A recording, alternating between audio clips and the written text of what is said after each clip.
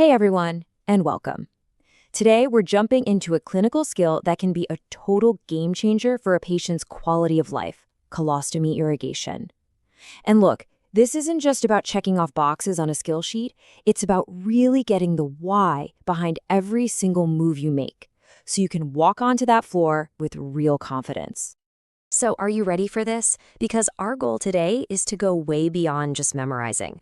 We're going to break down not just how to do this, but why every single step is so important. By the end of this explainer, you're going to have that deep clinical understanding that makes all the difference. All right, here's our game plan. First, we'll tackle the why. Then we'll get into all the prep, safety, and supplies. After that, we'll walk through the procedure step by step, and finally, we'll wrap up with aftercare and the critical charting you need to do. Let's dive in. Okay, let's get right to it. Section 1. Why do we even do this procedure? Understanding the purpose is what separates just doing a task from providing truly great nursing care. This is the foundational piece. So what are we actually talking about here? To put it simply, colostomy irrigation is basically a scheduled, controlled way to clean out the colon. We're just using water, putting it in through the stoma to kickstart a bowel movement when we want it to happen. It's a pretty straightforward idea, but man, the impact on the patient is huge. And this slide, this gets right to the heart of it. The number one goal here is to give the patient a sense of control back.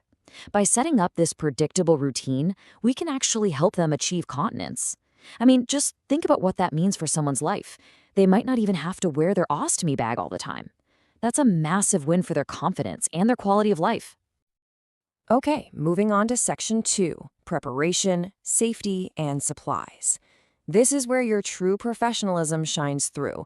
Getting this part right before you even start is what prevents mistakes and makes the whole thing go smoothly and safely. Now listen up, because before you even think about touching your equipment, these checks are absolutely non-negotiable. 2 patient identifiers every single time. Check for allergies. You'd be surprised how often latex pops up. And you've got to assess their fall risk, right? They'll be sitting on a toilet or commode. And of course, standard precautions are a must. Wash your hands, get your gloves on. No shortcuts here. Let's talk gear. It's not just a random collection of stuff. Every single item has a purpose. You've got your all-in-one irrigation kit, the water-based lubricant. That's essential to protect that delicate stoma tissue. And I cannot stress this enough. The water has to be warm. Cold water will cause the bowel to spasm and lead to some nasty cramping. And obviously, you need your gloves and a fresh pouch for afterwards to keep everything clean and dignified. All right, you've done your safety checks, you've gathered your supplies. Now it's time for the main event, the procedure itself. We're going to break this down into 3 simple phases so you can nail this skill with total confidence. Phase 1 is all about the patient. First things first, you hit the chart. Are there any red flags? We're talking about conditions like serious heart or kidney disease, where fluid overload could be a real problem. Then you create a comfortable space. Close the curtain, introduce yourself, wash your hands, and just talk to them. Explain what's about to happen. A little bit of education goes a long way to calm nerves. Then just get them seated safely and comfortably. Okay, let's get this system set up. You'll attach the sleeve so it drains right into the toilet. Fill the bag with that warm water and pay attention to the height. About shoulder level is perfect. If you hang it too high, the water's going to flow in way too fast. And here is a pro tip, a really crucial one. You have to prime the tubing. Just unclamp it for a second, let the water flush through, and push out all the air. Pushing air into the colon is a guaranteed way to cause cramping, so don't skip that step. And here we go, phase 3, the irrigation. Gently insert that lubricated cone into the stoma. Unclamp the tube and let the water flow in. The magic word here is slowly. This should take about 5 to 10 minutes. If your patient says they're cramping, that's your signal. Slow it down by lowering the bag. If the cramping doesn't stop, just clamp the tubing and take a little break. Once all the fluid is in, just hold the cone there for another 10 seconds or so, then you can gently take it out. So, the fluid is in, but you are not done yet. Not by a long shot. A great nurse finishes strong, and that means managing the aftercare like a pro and documenting everything perfectly. This part is just as important as the irrigation itself. This timeline is your best friend for what comes next. You'll probably see some initial returns almost right away, but the main event, the primary evacuation, that usually happens in the next 10 to 15 minutes. The key is don't be in a rush to take off that sleeve.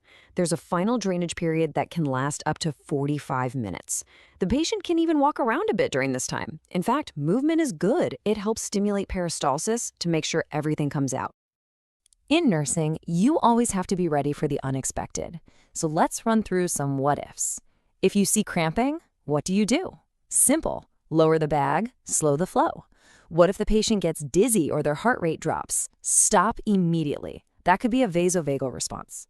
And if you see any bleeding, or if the fluid just isn't coming back out, you need to notify the provider right away. That could be a sign of something serious.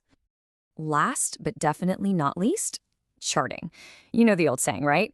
If it wasn't charted, it wasn't done. And it is 100% true. Your note needs to paint the full picture.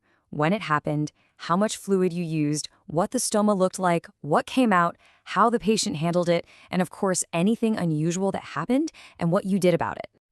And that really brings us to the big takeaway for today.